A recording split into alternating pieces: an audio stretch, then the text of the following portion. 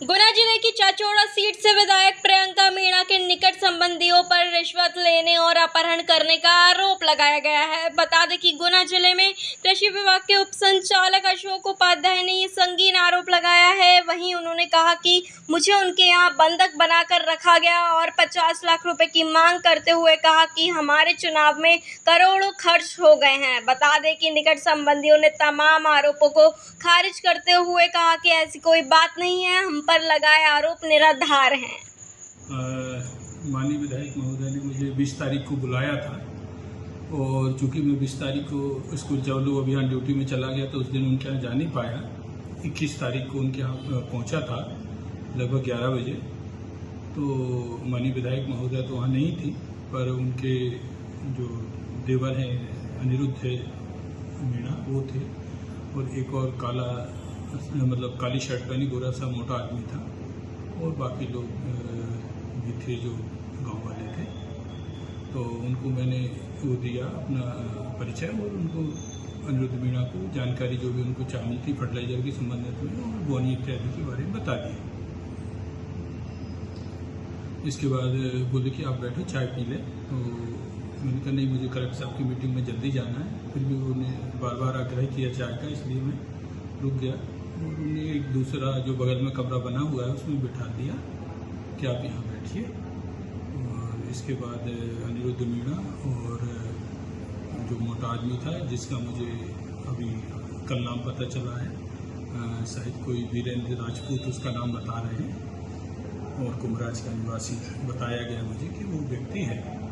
उन्होंने मुझे उसमें कमरा बंद करके बंधक बना दिया और बुरी तरह से सभी प्रशासनिक अधिकारियों को गाली दी, प्रशासन को गाली दी, मुझे माँ बहन की गालियाँ दी और लगभग 40 मिनट तक मेरा लगभग अपहरण करके रखा गया और मुझे नहीं जाने दिया और मेरे से अड़ी डाली और 50 लाख रुपए की मांग की है कि आप जल्दी से जल्दी 50 लाख रुपए पहुँचा दें, नहीं तो आप जिंदा नहीं बचेंगे, जान से मारने की धमकी दी और बोले कि ये बात किसी को नहीं बताना है। और उन्होंने कई सारी चीज़ें कही कि मैंने चाचौड़ा टीआई को भी मारा है, उसके गाल सूजे हुए, आप जाके देख लें। बोले हम यहाँ रोज़ लोगों को पीटते हैं। तो इससे मैं भी काफ़ी भयभीत हो गया और फिर ये सारी घटनाक्रम हुई। उसके बाद मैंने एसपी महोदय को आवेदन दिया है कि मेरे साथ ऐसा ऐसा घटित हुआ है और इस पर FIR दर्ज करके तत्काल कार्रवाई करें। इसमें इलीगल आपको क्यों ऐसा बंधक बनाया? कोई इंटेंशन था क्या इसमें?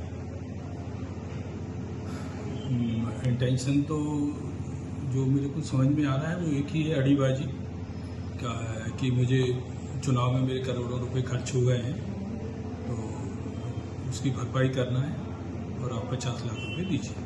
पहले भी कभी आप संपर्क, आपके कर्मचारी किसी संपर्क किया गया ऐसा?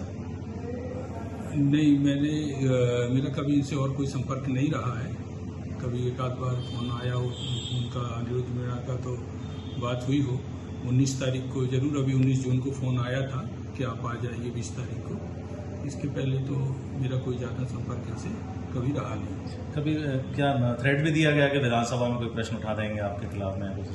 हाँ, ये थ्रेट भी दिया गया है कि अगर आप पैसे नहीं देंगे तो आपके खिलाफ विधानसभा में प्रश्न लगाएंगे और विभिन्न झूठे केसों में फंसा के आपको जेल भेजेंगे।